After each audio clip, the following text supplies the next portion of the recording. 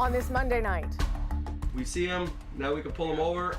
With the new year comes new laws, including some of the toughest in the country. What you need to know about the new penalties when you reach for your phone. There's no joke. This is someone who's upset because people came out of a tragedy and they've become civically engaged. Comedian Louis C.K. stirs fresh outrage with tone-deaf jokes that mock survivors of the Parkland school shooting. How many of you? This is a circus. And a look back at the year that was, from caves to courts to celebrations, plus the lives lived and lost in 2018. This is The National.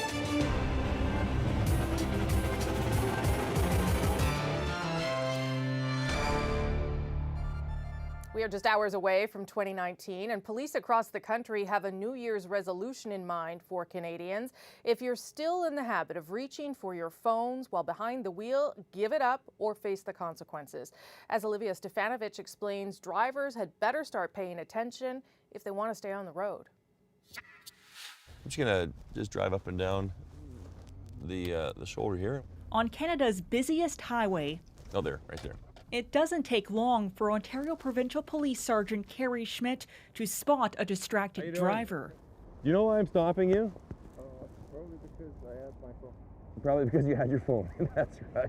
The excuse? And the contractor called me from site. They had a question, and I took the call. It's a reflex that Ontario is trying to put the brakes on. Starting tomorrow, drivers caught talking, texting, dialing, or looking up directions on their handheld devices will be fined up to $1,000, receive 3 demerit points, and lose their license for 3 days. If they're caught again, it will cost them $2,000. A third time, $3,000.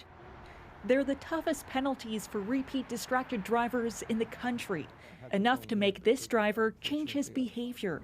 And this will make you think twice. This will make me think 3 times, actually. Distracted driving has been the leading cause of death on Ontario roads for the last 5 years, claiming 83 lives in 2017. It's absolutely heartbreaking and frustrating. But some feel the new laws don't go far enough. This legal expert is pushing for a private member's bill in the Ontario legislature that would force offenders to take mandatory driving courses and perform community service. Some meaningful penalties so that you have a real deterrence out there. Others want to see a broader educational campaign to convince people just how dangerous distracted driving is. Helping people recognize that would be an important step forward. Schmidt agrees. And we need everyone to really step up and make this socially unacceptable. He says police can't ticket their way into compliance, but starting tomorrow, that's exactly what they'll do. Olivia Stefanovic, CBC News, Toronto. Of course, distracted driving isn't just an Ontario issue, it's a national one, and almost every province and territory has some form of law limiting the use of cell phones. Many of them, in fact, were just toughened up this year. According to CAA, drivers will be docked between 3 and 6 demerit points for each conviction. The fines range from a minimum of $173 in New Brunswick to, as Olivia mentioned there, $3,000 if it's a repeated offence in Ontario. The only exception to all of this, Nunavut, where there is no distracted driving law yet, anyway. And Ottawa will also be ushering in a whole host of tax changes tomorrow affecting Canadians and businesses. Canada's pension plan will start to cost a little more this year as contributions increase slightly, a move meant to improve the plan over the long term and one that will mostly benefit Canadians just entering the workforce. Employment insurance premiums will drop to make up some of that cost. Small businesses will see some immediate relief in the new year, with their tax rate falling from 10% to 9%. Ottawa wants to encourage owners to reinvest their earnings back in their business or hire more people rather than sitting on the cash. So if a small business has more than $50,000 in passive income, money being saved inside the business, it will lose access to the lower tax rate. This year also marks the year when the federal government's carbon tax plan will hit all provinces, imposed on those who don't have their own. For consumers, Ottawa estimates it'll mean an extra 4.42 cents a litre at the pumps, but the government also says it will give out an annual rebate that should offset those increases. Britain and France have agreed to increase patrols in the English Channel to stop migrants from reaching the UK by boat. Until recently, it was rare for migrants to arrive there by sea, but about 240 people have come ashore since November now. As Briar Stewart reports, some human rights advocates are urging politicians to try to keep things in perspective. This morning on a beach in southeast England, what's become a familiar scene, an inflatable raft. This one carried 12 Iranian migrants, including a 10-year-old child, across the channel, a stretch of water that will now be more closely watched by British authorities. Given the current situation, the right thing to do is to redeploy some of those assets and make sure that we are both protecting human life, but at the same time protecting our borders. The UK is pulling back 2 of its ships from the Mediterranean and stationing them in the English Channel, where they will join one other boat already on patrol. Morning, Home Secretary. Today, Britain's Home Secretary met with the UK Border Force after he and other officials found themselves under increasing pressure to do something. Since Christmas Eve, it's estimated that more than 100 migrants have made the perilous crossing, and some are now calling for them to be sent back. The MP for Dover even wants to see the British boats be allowed to drop the migrants back off in France. So that anyone found in the English Channel, in one of these unseaworthy craft, can be helped carefully and safely back to the French coast so they know there's no chance of getting into Britain. That will almost certainly be a tough sell. Still, there are others who think the whole conversation has been totally blown out of proportion in Britain, considering there are much poorer countries who have taken in many more people, like the 700,000 Rohingya refugees who fled to Bangladesh. There we see, and in other places, huge numbers of people forced across borders, and here we are having a massive panic over a couple of dozen people who've arrived on the Kent coast. But officials don't like the trend and are trying to get a handle on it before more people think this is a new path toward asylum in the UK. Briar Stewart, CBC News, London. In some quarters, Elizabeth Warren is best known as a Trump punchline. The firebrand U.S. Senator from Massachusetts, though, is determined to change that. Warren is the first prominent Democrat contender to step forward and announce that she may be preparing a presidential bid. But she certainly won't be the last. And as Ron Charles explains, to get to Trump, Warren first needs to win over Democrats. I'm Elizabeth Warren. This is my husband. Since I've made the announcement this morning, I've already received donations from all 50 states, the District of Columbia, and Puerto Rico. Elizabeth Warren isn't committing to running just yet, but an exploratory committee allows her to gather money and staff. I worry about electability. The former Harvard law professor promotes populism from the left. Now, look, I'm in this fight because I understand what's happening to working families. She's taken on big banks, corporate CEOs, and the politicians who support them. The problem we've got right now in Washington is that it works great for those who've got money to buy influence. Warren faces a potentially crowded field for the Democratic nomination. Potential rivals, some of her young Senate colleagues, including Kirsten Gillibrand, Cory Booker, and Kamala Harris, and likely former Vice President Joe Biden and Senator Bernie Sanders. Very smart move by Elizabeth Warren. Timing is everything. She starts the new year ahead of the others. But Democratic political consultant Hank Scheinkampf predicts a dream ticket that doesn't include Warren. Joe Biden looks better by the minute with Kamala Harris as the vice presidential candidate. That gives him everything. It gives him gender. It gives him race. It gives him experience. Also, Warren is not without controversy and missteps. She responded to Donald Trump's taunts about her claims to Native American ancestry. They call her Pocahontas. By taking a DNA test that suggested some Native blood, but that angered many Native leaders who argued their communities are about more than DNA. If we organize together, A campaign-style video Warren released today shows a couple of images of Donald Trump and describes where she believes he's taking the nation. Build that wall. But this dark path doesn't have to be our future. But she never mentions him by name, a new tact in what promises to be a long and combative contest. Ron Charles, CBC News, Washington. Staying in Washington, if anyone expected some New Year turnaround in the 10-day-long U.S. government shutdown, those hopes were dashed with the drop of a gavel today. Under the previous order, the Senate stands adjourned until 4 p.m. on Wednesday, January 2nd, 2019. And that is a wrap in the U.S. Senate. Both chambers of Congress were open for just a few minutes today, with exactly zero action to end the shutdown. The problem, of course, is that lawmakers are still up against a wall. Donald Trump's wall, in fact. The U.S. president continues to demand a barrier across the U.S.-Mexican border. The new Democrat-led House is expected to pass a bill funding the government again, but there'll be no money for a wall. Speaking of things Trump wants, I think the president's very committed to making sure that when we leave Syria, that ISIS is completely defeated. So I think we're in a pause situation. that was U.S. Republican Senator Lindsey Graham, seemingly reassured by the president's Syria policy. Trump's recent decision to pull U.S. troops from Syria was controversial, even prompted the resignation of his defense secretary. But by tweet today, the president seemed to confirm Graham's hint that this is not the rapid withdrawal it originally looked like, saying, quote, "We're slowly sending our troops back home." Dutch military police have arrested a 51-year-old Canadian man after a bomb threat at Amsterdam's airport. The departure and arrivals halls were evacuated as a precaution. No explosives were found, and the airport has since reopened.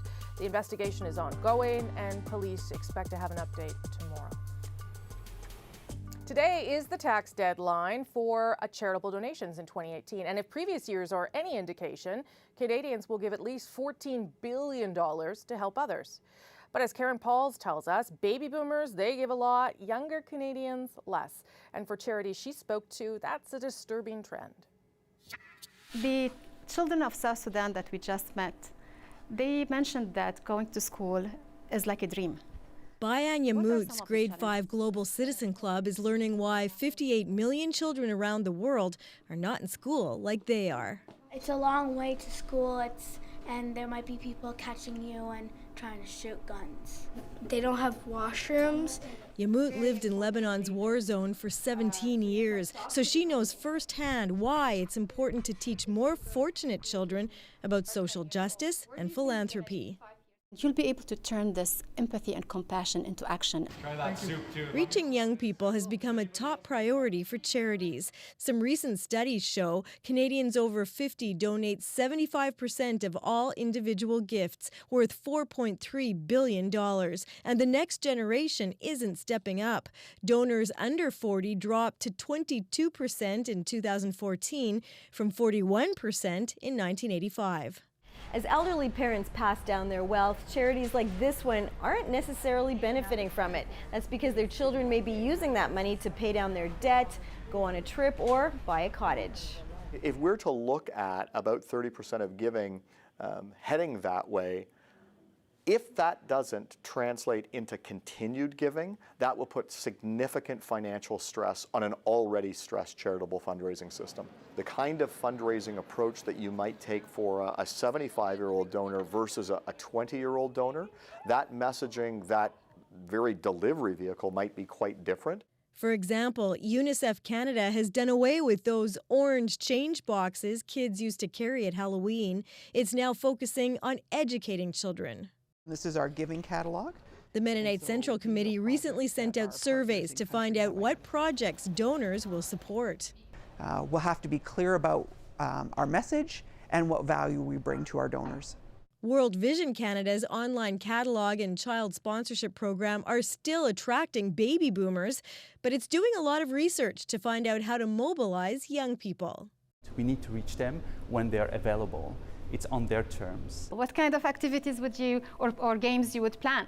Back at the Global Citizens Club, they're planning a fundraiser for students in South Sudan.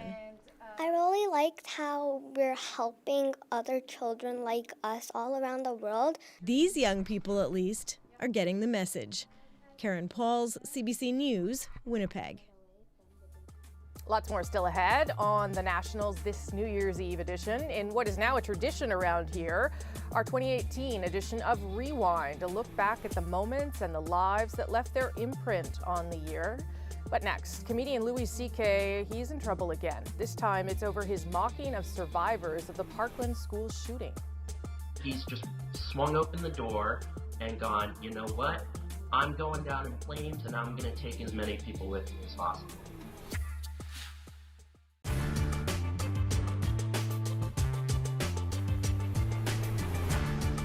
It's important to protect your car this winter, especially if you're parking outside. These cold weather car hacks might help. Open your windows a bit, just for a few seconds, to let in cool, dry air before locking up your car for the night. This will prevent frost formation on your windshield, because humidity creates condensation. And in these freezing temps, condensation creates frost. And then everything cools off at the same speed. And that's usually the best way to prevent condensation. And don't leave any liquids in the car, as it'll create more condensation.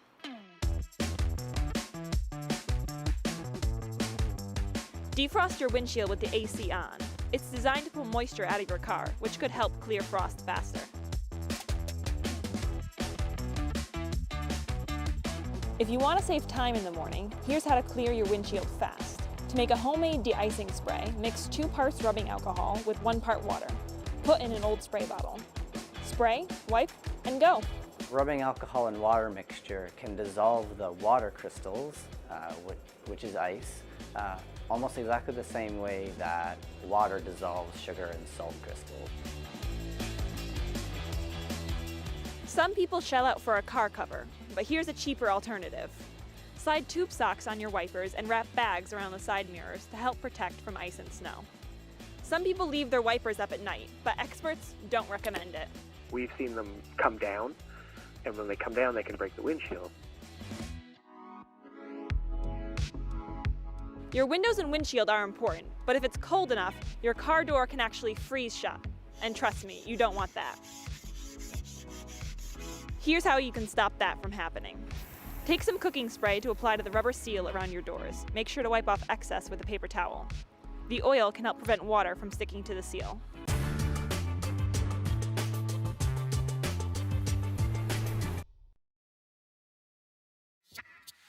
How do women still go out with guys when you consider the fact that there is no greater threat to women than men? Louis C.K. was telling that joke before 5 women came forward late last year to accuse him of sexual misconduct. The comic then admitted their claims were true for the most part. He pledged to step back and take some time to listen. Today, though, people are listening to Louis C.K. once again, and many are angered by who he's chosen to ridicule, survivors of the worst school shooting in the United States. The CBC's Chris O'Neill Yates examines his corrosive comeback. This is not a racist joke. Louis C.K. was always known for his Take No Prisoners comedy, but the audio recording of his recent set at a Long Island club seems to go further. He mocks transgender people and people with developmental challenges. He also lashes out at Parkland students for mounting a gun control campaign and testifying before Congress after 17 people were killed at a school shooting. You're not interesting. Because you went to a high school where kids got shot? Why does that mean I have to listen to you? How does that make you interesting?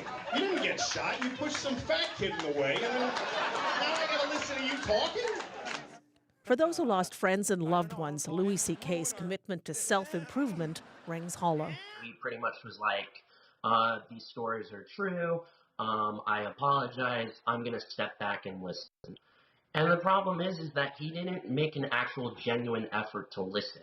Ryan Deitch, a survivor of the shooting and an anti-gun activist, tweeted, "It's a shame when you sink so low that your comeback plan is to make fun of school shooting survivors for speaking out." Fred Gutenberg tweeted, "To anyone who knows Louis C.K., please deliver this message for me. My daughter was killed in the Parkland shooting. My son ran from the bullets. My wife and I deal with loss every day. Why don't you come to my house and try out your new pathetic jokes?" If this is Louis C.K.'s idea of a comeback, it's not funny, says Ween. Where's the joke? That's what no one's really been able to explain to me at this point. There's no joke. This is someone who's upset because people came out of a tragedy and they've become civically engaged? Is that what the joke is? But Louis C.K. seems to say he really can't sink any further. What, are you going to take away my birthday? My life is over. I don't give a shit. You can be offended. It's okay. You can get mad at me. Judging from all the laughter, the crowd loved it. Chris O'Neill Yates, CBC News, Vancouver. You may remember that in response to the Parkland school shooting, Donald Trump suggested arming teachers to protect defenseless students and staff. We sent our photojournalist Leonardo Palaio to Texas, where teachers were being taught to use a gun in an emergency. And here's what he saw from behind the lens. I think it's that moment when that picture tells the whole story.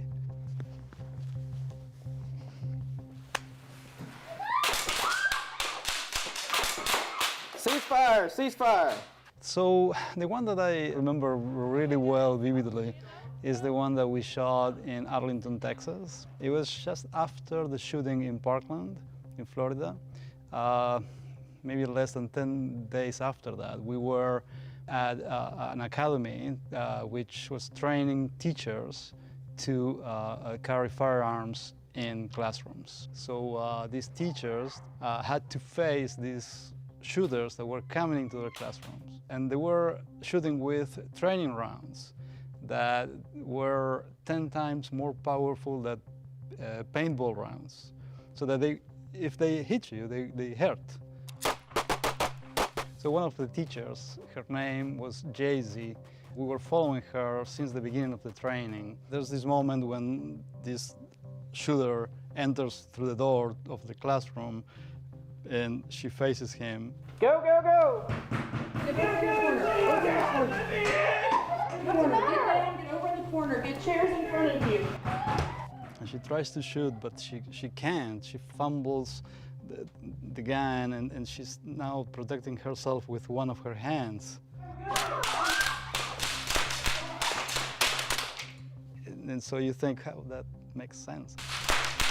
For me to see her face, her expression, I needed to be there.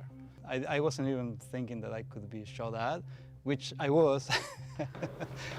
But it doesn't matter, right? When you are trying to get the shot, that's what matters the most. And yeah, there's pressure to do it, but I'm good with the pressure. I kind of welcome that feeling that there's pressure to get it, to get this potentially great moment.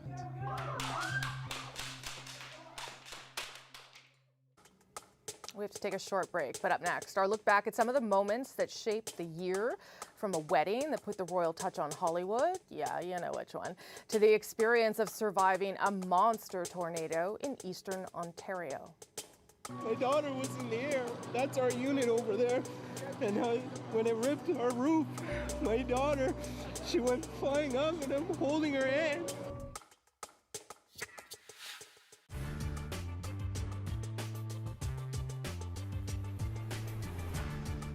You can now get their software packages for the car traveler, and once you've decided where you want to go, you just print up these nifty little things.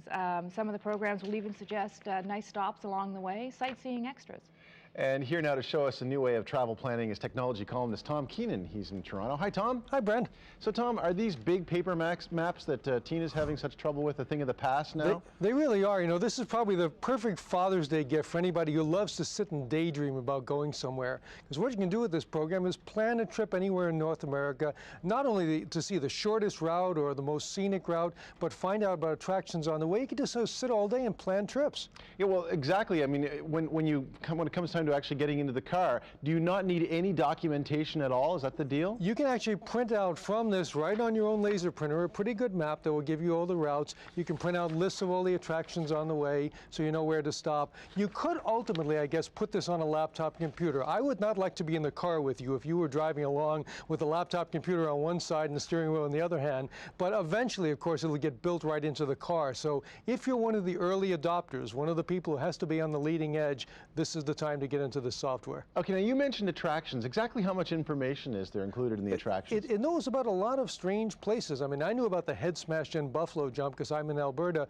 but I didn't know that there was a Harry Truman Memorial. You know, there's all kinds of things in there. And what it tries to do is to suggest places that you might like to see along the way. It's pretty smart, too. It knows what time of year, if you tell it, knows what time of year you're planning the trip, so it won't try to take you to a water slide in the middle of the winter if it's somewhere where the water slide's not going to be open. Right, thank goodness for that. Okay, now you have the thing booted up there, I do. and let's plan a little road trip from, let's say, Toronto to New York City. That's exactly what we've got up here. Now, as you can see the split screen, I can make the map a little bit bigger here, and what we've got now is it draws the route, shows you suggested roads, picks its route, and it is drawing the map. And now as we go along here, it's going to actually trace down from Toronto through Buffalo, through Rochester, up through New Jersey and into New York. So that's one side of it, the map side. The other side actually gives you nice detailed driving directions. So it says you're going to start out on provincial route number 11 and the Queen Elizabeth Way, and eventually you wind up down here. It even tells you where to stop. So at the end of the day, it's a 2-day drive. So it's a 2-day trip that's about 512 miles long. So it suggests a place that you can stop. I'm wondering if the motel owners at a particular place might have paid them off here to get you to stop at their motel. Well, does it actually tell you what the expenses might be in such a trip as well, Tom? Exactly. There's a menu up here, and one of the things you can do is you can put in cost. Now, one negative about this thing, you better think in gallons, because I couldn't find any metric option here, so I put in fuel prices, $1.29 a gallon. Let's say the car gets 25 miles per gallon. You can put in lodging costs, and you actually can go and cost out your trip. The other thing that you can do is you can ask it for other things. For example, you can pick a route type. I picked the quickest route, but you can also ask for the shortest one in distance or the most scenic one, and it will go and recalculate the route for you. Now, obviously, Tom, as you were talking about inboard, I think like within the dashboard computers that are on the way, when those things come, what could we expect then? Additional information coming in all the time, like traffic and routes and that kind of thing? Well, just think about southern Alberta recently. We had roads that were closed, so it would have routed you around the fact that a certain highway, the Highway 3 through the Crow's Nest Pass, doesn't exist anymore. So it would know about that in real time. What you would have is a combination of a cellular phone modem that took continuous updates on the local road and weather conditions, probably traffic conditions, and you also have a global positioning center. So ultimately, you could decide, hey, I'm coming into Buffalo and I want a really, really good Italian meal. What's a good Italian restaurant? And it would steer you directly to the front door. And tell you what the specials are that night too, I suppose.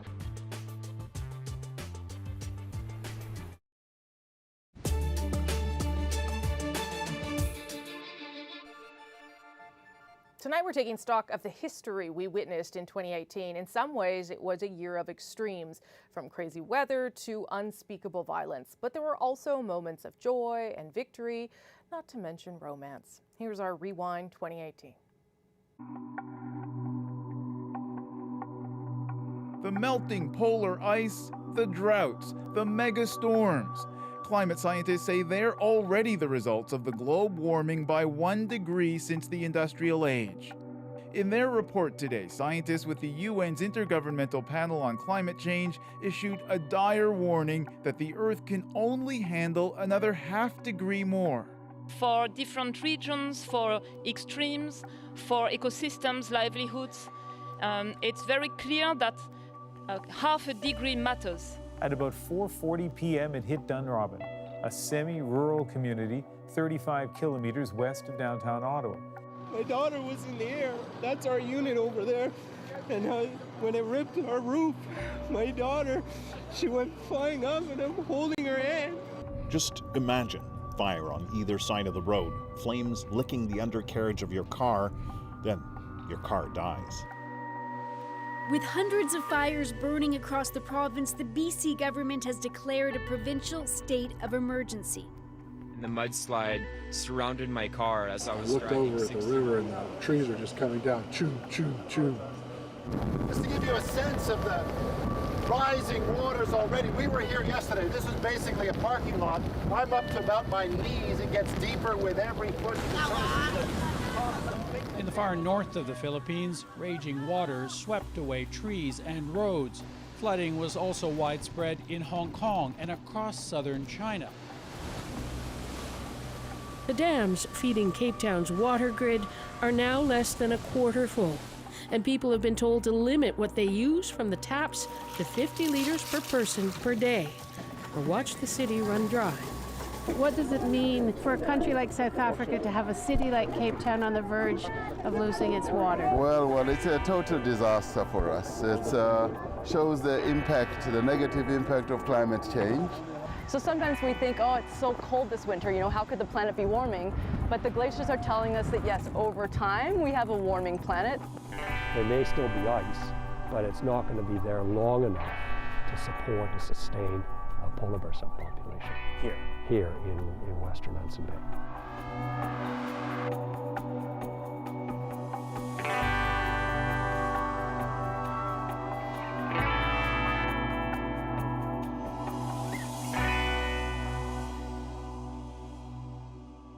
These are just dishonest, terrible people. I'm telling you that.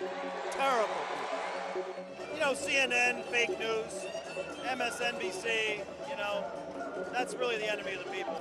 A California man was arrested for making violent threats against the Boston Globe. In one of 12 calls to the paper, Robert Chain allegedly said, "You're the enemy of the people. We're going to kill every effing one of you."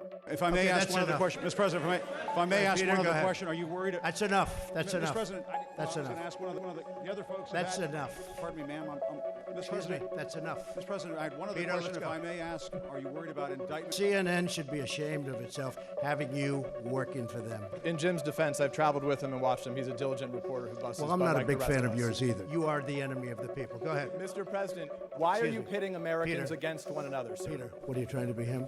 Because they are the fake, disgusting news.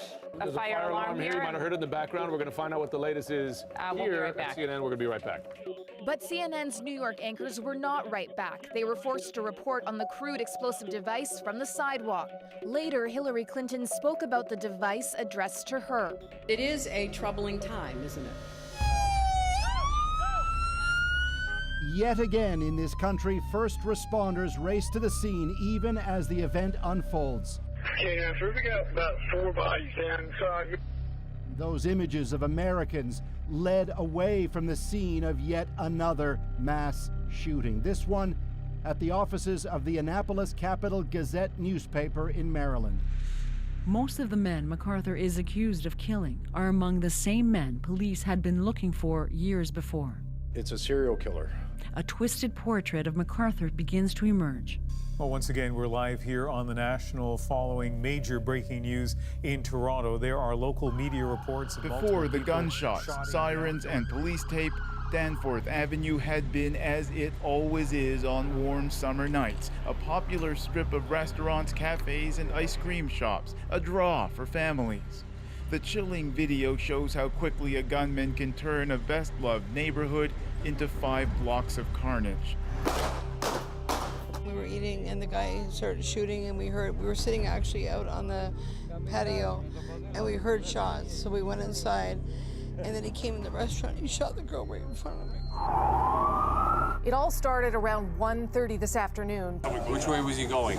Police started getting calls about a van that had driven up onto a sidewalk fast, mowing down everything in its path. Wu says the van braked, then sped off again, driving on the sidewalk for several more blocks, hitting one pedestrian after another. Hours later, dozens of officers and the coroner were still here, assessing the carnage. The victims still here too. Just after 7 a.m., a call went out to Fredericton police. Shots had been fired. At 7:10, 2 officers responded to this apartment complex. The police was telling everybody to stay low and away from your windows. At 8:17 a.m., the first few tragic details trickled in from police. Multiple fatalities. Then a little more specific, at least 4 people killed. According to officials, there are 17 people dead. The alleged shooter is alive and in custody. And the community of Parkland, Florida, a placid suburb about halfway between Miami and Palm Beach, it is reeling from a day of terror and tragedy. Never again! Never again! Never again! We are tired of fearing for our lives! Welcome to the revolution. Yesterday's shooting rampage at the Tree of Life synagogue, say police, a hate crime, didn't just leave 11 dead, it left a city stunned.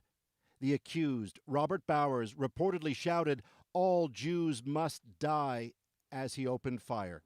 He may face the death penalty. Very sad. It's a very sad day. We always said never again.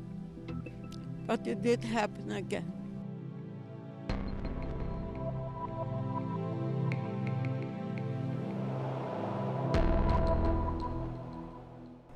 And every day begins like this. As the sun gets up, it gets hot, and there are little people to push along. Jacqueline Cordonis' 3-year-old begged her days ago to quit walking. She wouldn't, but she managed to get a stroller. Her family fled poverty and gang-related violence. Free the children now! Free the children now! Not far from one of those detention centers in Texas, growing outrage over how the Trump administration treats illegal migrants.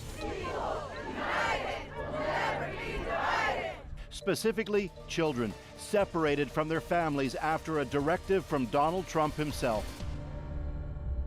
And what we know at this point is that the RCMP has, as you say, confirmed a number of fatalities and a number of injuries involving a passenger hockey bus. We're gathered in a state of shock and unthinkable heartache. This tragedy has devastated our families, our Humboldt Broncos organization, our community, Saskatchewan, Canada, and our world. How many of you? 13. Brilliant. After days searching through dark, flooded chambers, this was the moment rescuers found the entire soccer team alive.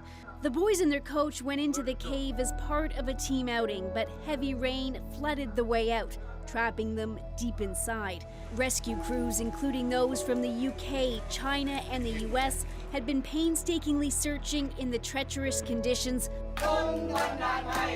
Just days ago, it seemed their story might end in tragedy, but Thailand's daring rescue plan came through. It's not just like the kids of their parents anymore. They have become our kids as well now.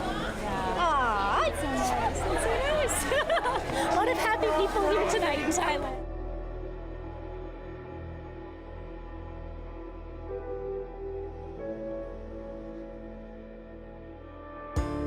First, it was Ford's harrowing tale of sexual assault at a high school gathering 36 years ago. I was pushed onto the bed, and Brett got on top of me. Locked in a bedroom, she described Kavanaugh as visibly drunk, groping her, pulling at her clothes. I believed he was going to rape me. This is a circus. The consequences will extend long past my nomination. The consequences will be with us for decades. Calling it a tremendous 24 hours with a very talented Kim Jong-un. We will have a terrific relationship, I have no doubt. But our relationship has never been worse than it is now. However, that changed as of about 4 hours ago. At 3:47 p.m., a camera then picked them up on a stroll. They then made their way to a nearby park, where an eyewitness noticed they'd collapsed on a bench after what police say was a suspected exposure to an unknown substance. That it is highly likely that Russia was responsible for the act against Sergei and Yulia Skripal. Canada will always stand up for human rights. Canada knows what it needs to do. Canada started this, and it's up to Canada to find a way out of it. Canadians have always expected our government to speak strongly, firmly, clearly, and politely about the need to respect human rights at home and around the world. Khashoggi, a dissident Saudi journalist living in exile in the U.S., went missing October 2nd.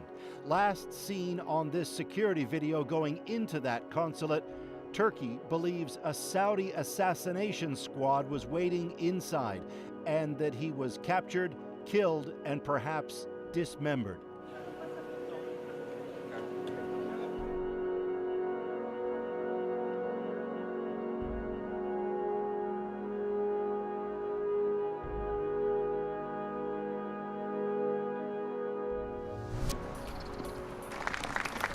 Many believed this day would never arrive.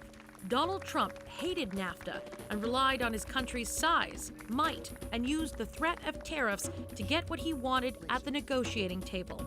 By the way, without tariffs, we wouldn't be talking about a deal. Just for those babies out there that keep talking about tariffs.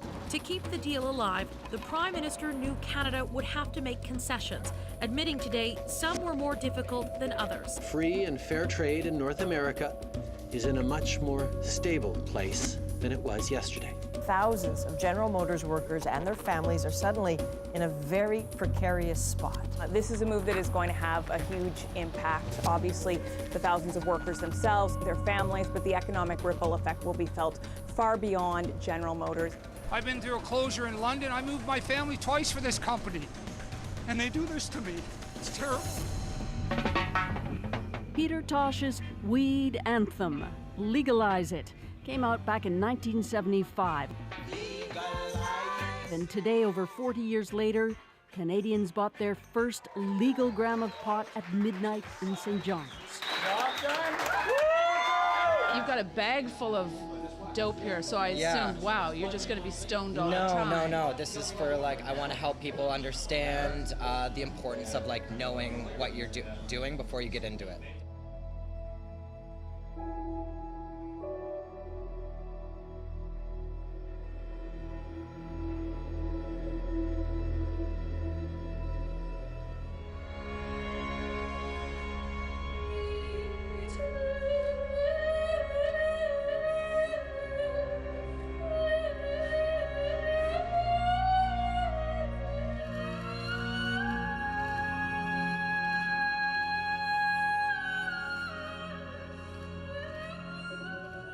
This is not the kind of reception Donna Strickland is used to in her laser lab at the University of Waterloo. Rockstar treatment for an associate physics professor who happens to have just won a Nobel Prize. Canadian Space Agency. His mission is expected to last more than 6 months, so he'll have lots of time to get used to his new, weightless home high above the Earth. Touchdown on Mars by NASA's latest Martian landing machine, part of a project dubbed InSight. I'm still trying to absorb everything that happened because it seems surreal to me.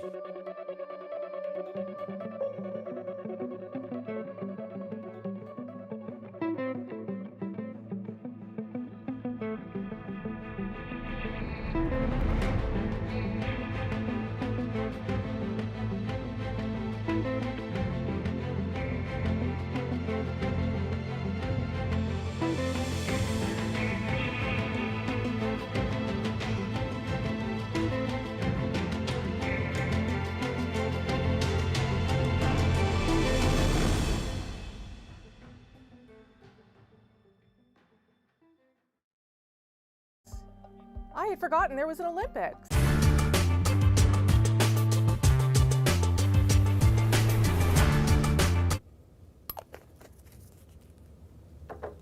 My grandfather, he was a salmon fisherman, so I was always watching him cleaning fish. And most people love the egg sac that's inside the fish. It's like caviar, but we fry it up and eat it. My name is Heather Campbell, and I'm an Inuit artist originally from Rigolet, Nunatsiavut, which is in northern Labrador. But I'm based here in Ottawa now. I've been here for almost 21 years.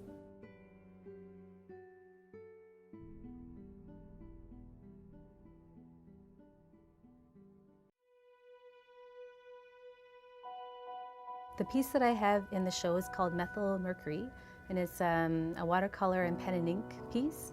So it was inspired by the Muskrat Falls Hydroelectric Dam project. When the dam is built, this area will be flooded. Vegetation that's underwater will release methyl mercury as it decomposes, contaminating the fish, seals, and birds that people downstream rely on for food.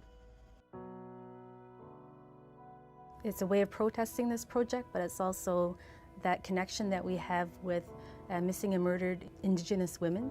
So the main figure is actually the Inuit sea goddess Nuliayuk, and she's female, of course. So half of her is a woman and the other half is a beluga. But this poison is grasping her neck. So there's that connection with violence against women, and also having women as sort of a symbol of that destruction and that invasion that we have on our lands right now.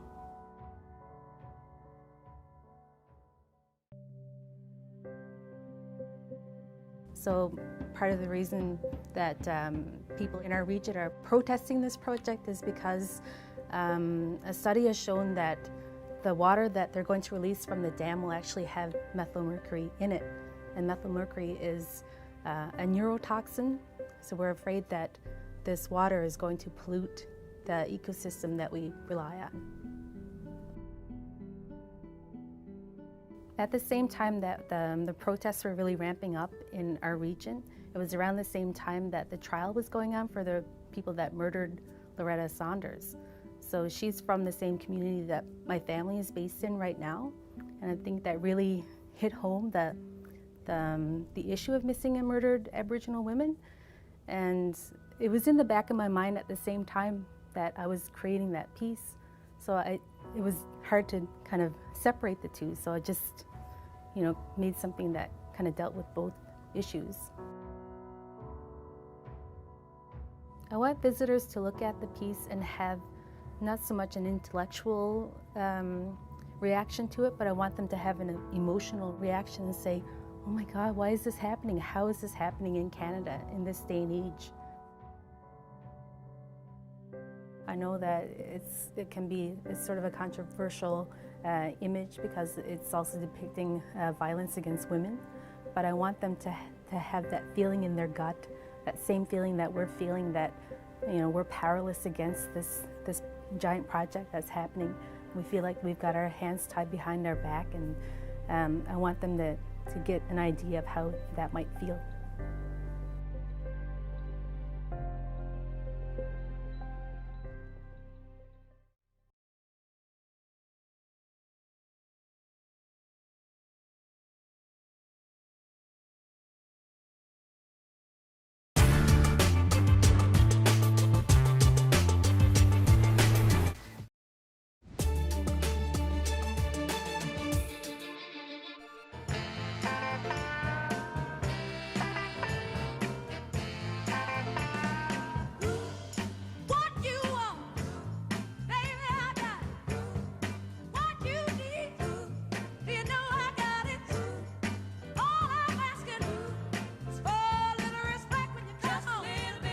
You can come to a concert and really not feel quite up to it that night, and the audience can put you there.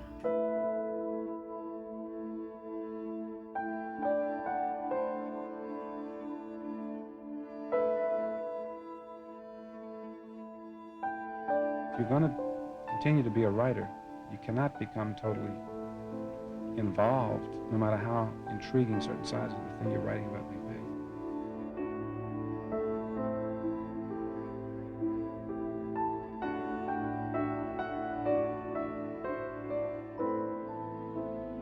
For the rest of us, autumn is not all that sublime. For us, it's a kind of desperate no man's land, separating the hot and humid insect-plagued tyranny we've survived from the one that's about to club us over the head. Winter's coming.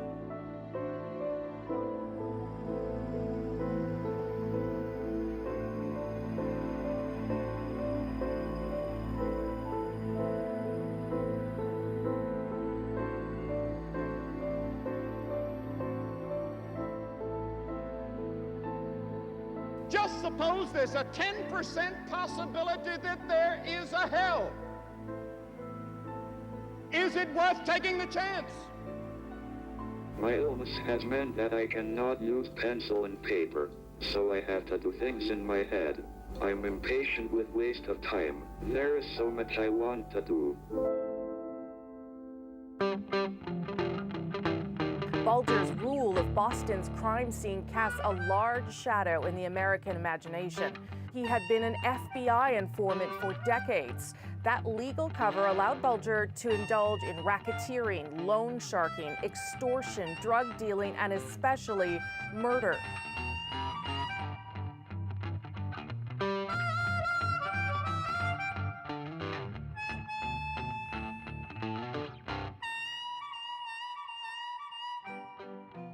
It was a very rapid rise from being an immigrant boy.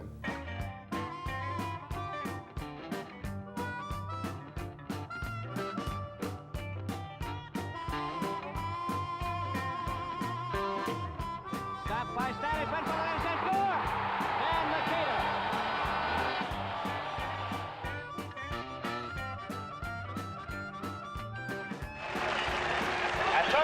Originally from New Orleans, Staub joined the Montreal Expos from Houston for their very first season in the majors in 1969. He became an instant fan favorite. Maybe it was that shock of red hair. That's where the nickname Rusty came from.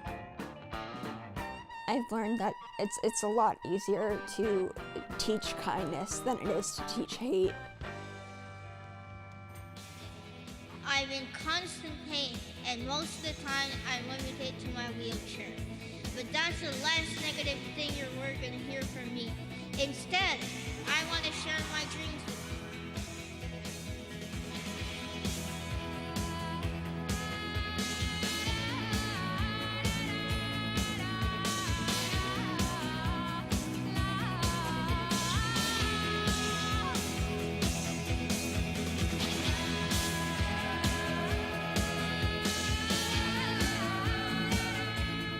I think stardom is something that exists for people who watch movies, not for people who are in movies.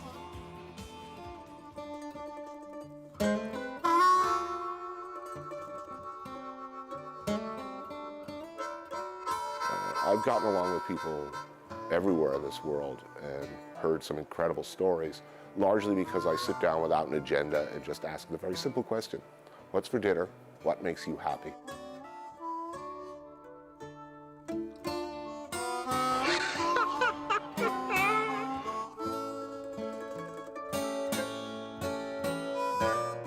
Greetings, true believers.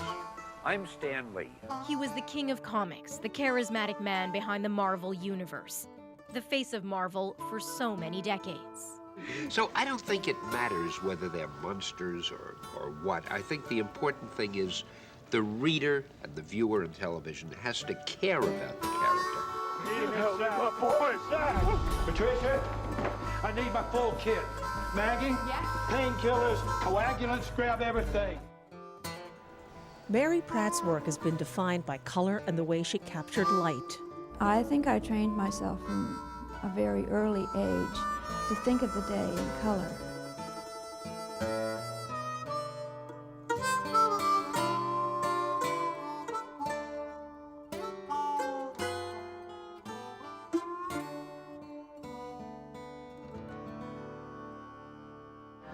Sally used to carry my friends to school. Sally was a big old girl. She helped me with my homework because I was a fool. Sally was a good old girl.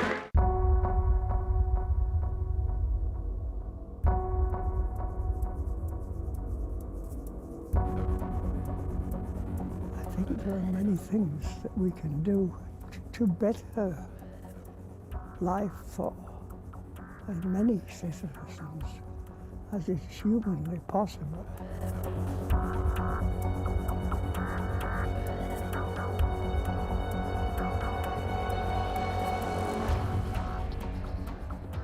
You have to interpret the facts. It's not enough just to relate the facts of the day. You've got to put them in a context that is a moral one. My husband has been fighting for the liberation of the African people, for the working harmoniously of all the racial groups in this country.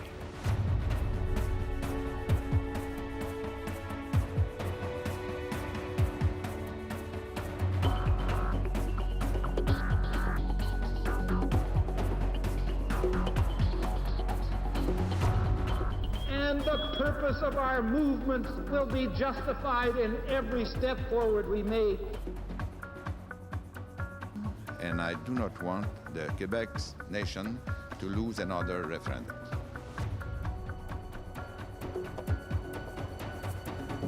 So this proud man here, this is Ismail Khalil.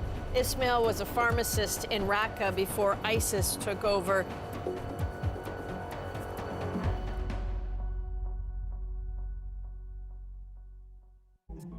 As we say goodbye to 2018, in some parts of the world, of course, it's already 2019. Our moment of the day is a Canadian who wanted to celebrate so badly, he went the distance. That's next. My wife and I are traveling for a full year. We took a year off of work and wanted to be in one of the places that celebrate New Year's first.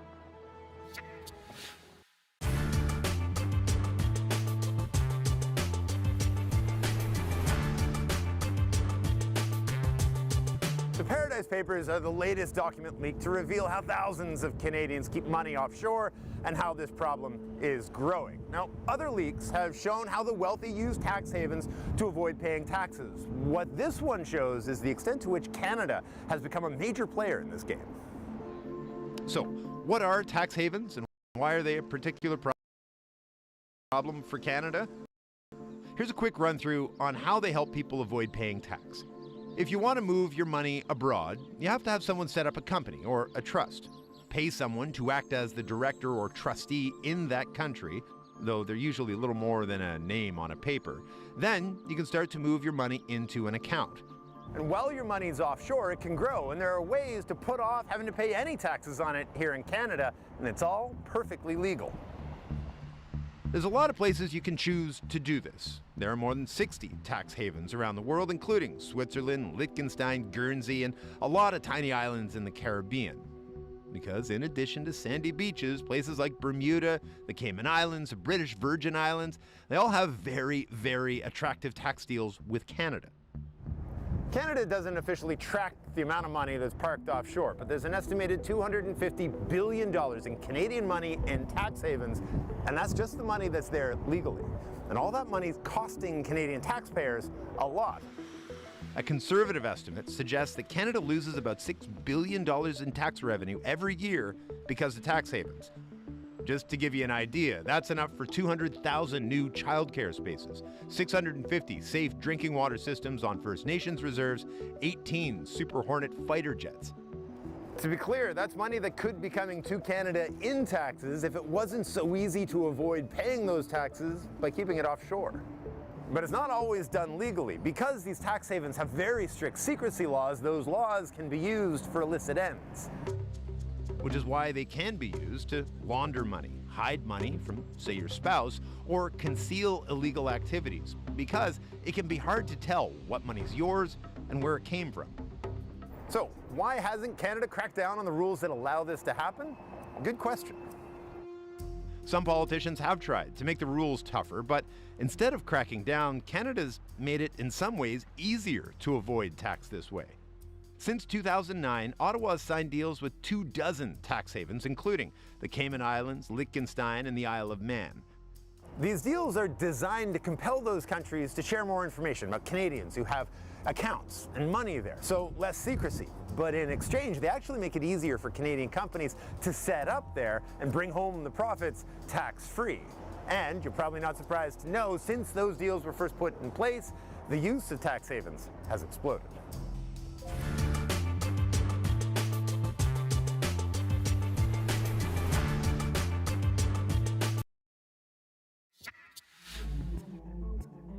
One of the first places on Earth to rig in 2019 is Sydney, Australia, and they always do it in a really big way. We tracked down an Ontario man who's traveling the world with his wife, and they were there for the midnight spectacle. Here's Corey Windover with our moment of the day.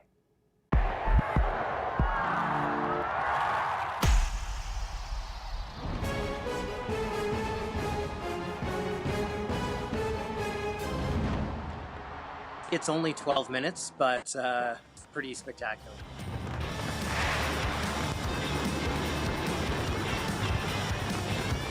We went down to the harbor front where millions of people were down there. They closed off all the streets and they put on a big fireworks display over the opera house, and it was something else for sure. It's interesting to be, so far ahead of everybody else right now. I don't know how I'm going to go back to real life. You just watch it here with us or on your couch, which is how I'm going to bring in the new year eventually. That's the National for this Monday, the last day of 2018. Happy New Year. Hope 2019 brings you lots of good stuff.